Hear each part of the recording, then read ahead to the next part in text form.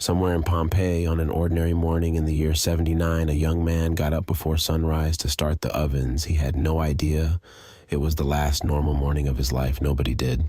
And by the next day, almost everyone in the city would be gone, buried all at once, in a place we'd still be finding exactly as they left it 1,700 years later.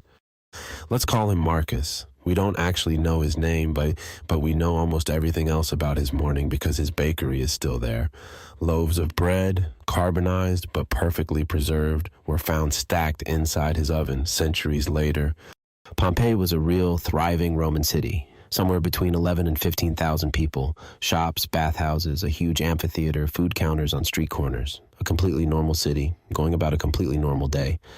Behind it all sat a mountain, green, quiet, covered in vineyards. Nobody living there had ever seen it do anything else. Nobody knew it was a volcano at all.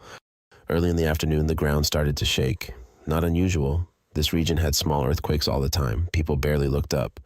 Then the mountain opened. Miles across the bay, a man named Pliny the Younger watched it happen and later wrote down exactly what he saw, the only eyewitness account that survives from that day. He said the cloud rising from the mountain looked like an umbrella pine tree, a trunk of smoke shooting straight up, then spreading flat across the top. That description is the only reason we know, in detail, what the sky over Pompeii actually looked like in its final hours. For the first several hours, it wasn't fire. It was pumice. Light, warm rock falling from the sky like heavy gray hail, slowly at first, then faster. Marcus probably did what a lot of people did, went inside, waited it out. It's what you'd do too. This had never happened before, so nobody had a reason to think it would get worse than heavy gray hail. But it kept falling, hour after hour. The layer piling up outside got thicker, a foot, then 2, then 3. Some roofs started to cave in under the weight. Some people ran for it in the dark, covering their heads with pillows, pushing through ash falling so thick you couldn't see the person next to you. Here's the part that changes everything about how we understand what happened. For a long time, people assumed the victims of Pompeii slowly suffocated under the ash, buried alive over hours. Modern research tells a different, much faster story. In the final hours before dawn, the volcano didn't just drop ash anymore. It sent surges of superheated gas and rock racing down the mountainside, moving far faster than any person could run, at temperatures hot enough to end a life almost instantly. The evidence in the bones themselves is consistent with people dying from that heat in a fraction of a second, not a slow burial, an instant one. If Marcus was still in his bakery when that wave reached him, he likely never knew it happened. One moment and then nothing.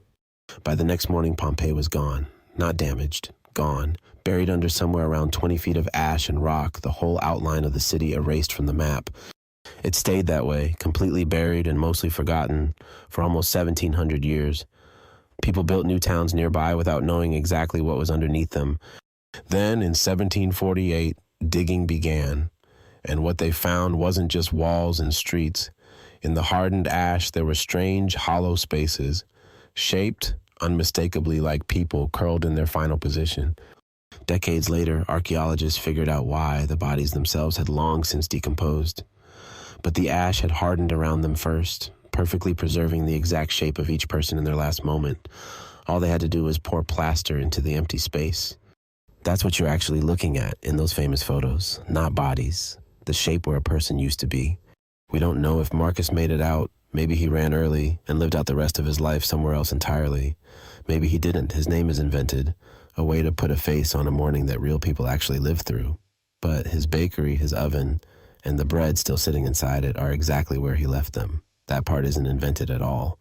Quick honesty check. The character in this story is made up. We don't know his real name. But the bakery, the bread, the eruption, the timeline, the plaster casts, every bit of that actually happened. If you want more true stories told this way, the rest are on the channel.